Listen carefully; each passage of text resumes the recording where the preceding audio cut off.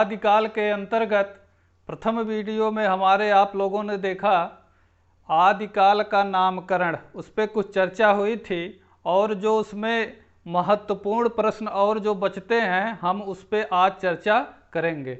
और उसी तरीके से जिस तरीके से पहले हम लोग पढ़े थे ट्रिक से सहसंबंध करके, अलग से ट्रिक इसमें नहीं कहीं से हमको लाना है, बस सहसंबंध बैठाना है शब्दों में।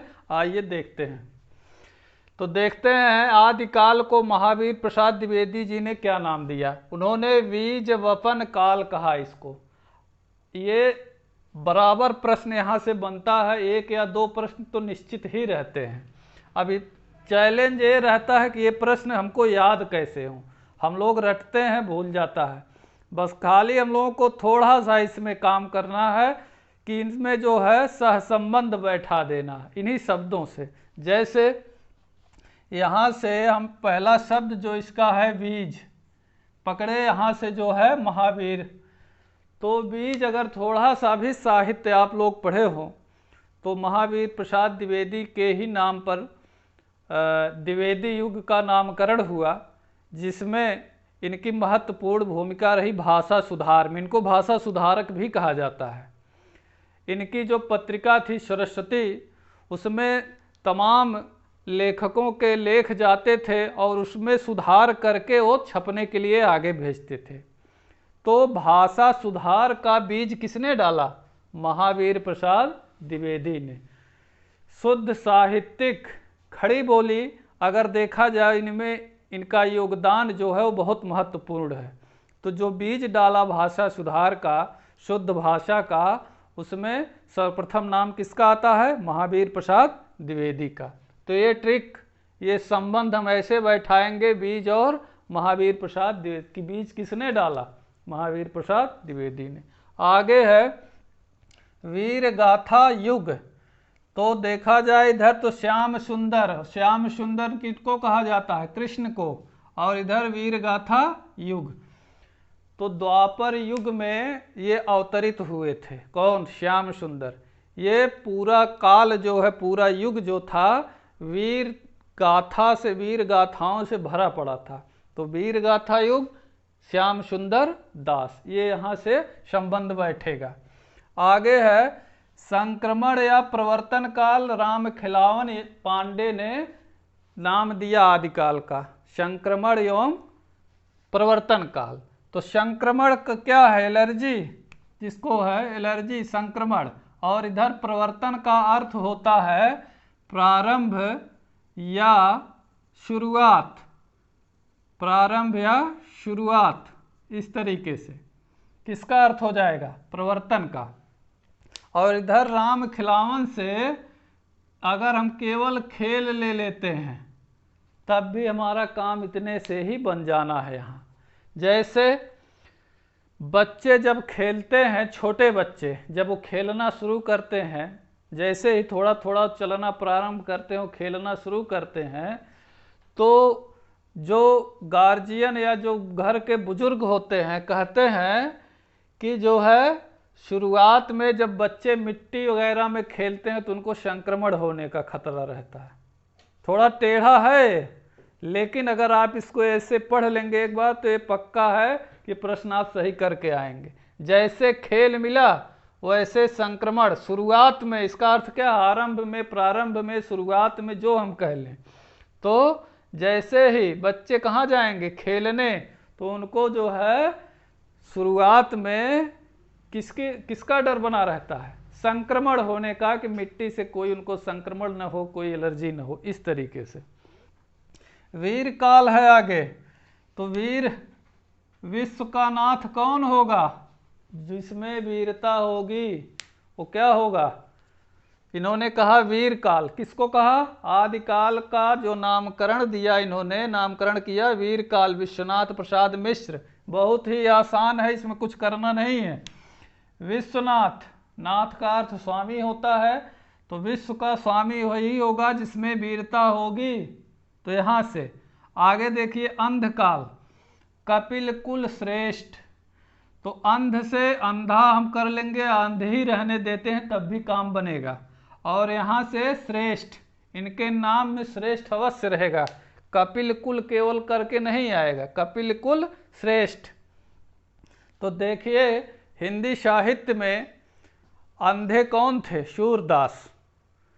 और सबसे श्रेष्ठ उनकी रचनाओं को माना जाता है, चाहे वो बाल लीला कृष्ण जी का हो, चाहे गोपियों के बारे में इन्होंने जो भी कहा, सबसे श्रेष्ठ रचना किसकी मानी जाती है? सूर की, उस अंध कवि की। अंधे कवि की, तो अंध और इधर श्रेष्ठ, श्रेष्ठ से हम जोड़ लेंगे। और दूसरी ट्रिक भी बन सकती है इसकी, अंधकाल, जैसे अंधेरा होता है वैसे कपिल की कॉमेडी शुरू हो जाती है। इससे तो आप लोग परिचित ही होंगे। जैसे ही अंधकाल, काल का ही अर्थ होता है क्या? समय। जैसे ही अंधेरा होता है, ये बनाना है हमको सहसंबंध, वैसे कपिल शर्मा की कॉमेडी शुरू हो जाती है। इस तरीके से भी आप इसको पढ़ सकते हैं, दिमाग में बैठा सकते हैं। वीर काव्य टीकम सिंह तोमर, इनके नाम में ही वीरता झलक रही है कि जैसे लड़ने वाले हों, युद्ध करने वाले हों, रेसलर टाइप का इनका नाम है, टीकम सिंह तोमर। तो ये कैसे थे? वीर। और इधर टीकम सिंह, इनके नाम में ही वजनदार नाम है इनका, तो ये वीर थे। इस तरीके से इनको हम पढ़ेंगे। वीर काव्य नाम किसने दिया आदिकाल का? टीकम सिंह तोमर।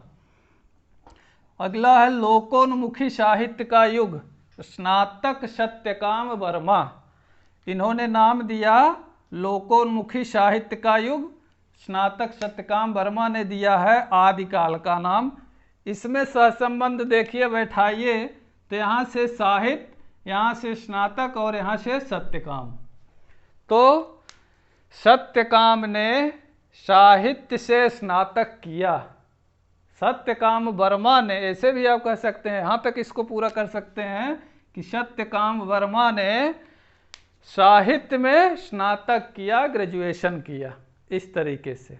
और कुछ न समझ में आए तो सकार से पकड़ लीजिएगा। सा की आवृत्ति हो रही है बार बार, दंत सा की, वो भी यहाँ भी दंत सा, यहाँ भी दंत सा, यहाँ भी दंत सा।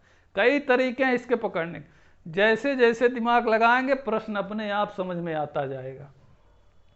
अपभ्रंश का जातीय साहित्य कहा बच्चन सिंह ने। आदिकाल को क्या नाम दिया इन्होंने? अपभ्रंश का जातीय साहित्य। पिछले वीडियो में अगर आप लोग देखेंगे तो वहाँ हमने अपभ्रंश का अर्थ बताया था नीचे गिरा हुआ या नीचे गिरना। अप का अर्थ है नीचे, भ्रंश का अर्थ है गिरना। फिर से एक बार हम यहाँ लिख दे रहे हैं, अपभ्रंश का क्या अर्थ होगा? नीचे गिरा हुआ, इस तरीके से नीचे गिरा हुआ। तो और यहाँ बच्चन आए थे पिछली बार भी, धीरेन्द्र वर्मा और बच्चन सिंह, वहाँ क्या नामकरण किए थे आदिकाल का?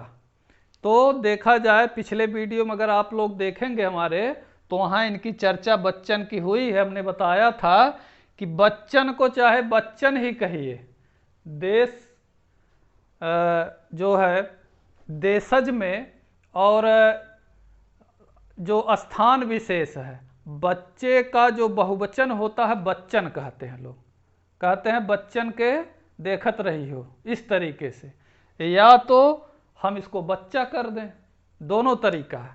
तो सबसे आसान तरीका यही कि इसको हम बच्चन ही रहने दें, बच्चन अर्थात बच्चा।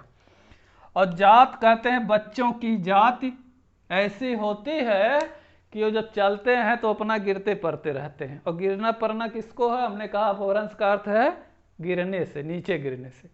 इसको तो आपको अर्थ जानना पड़ेगा।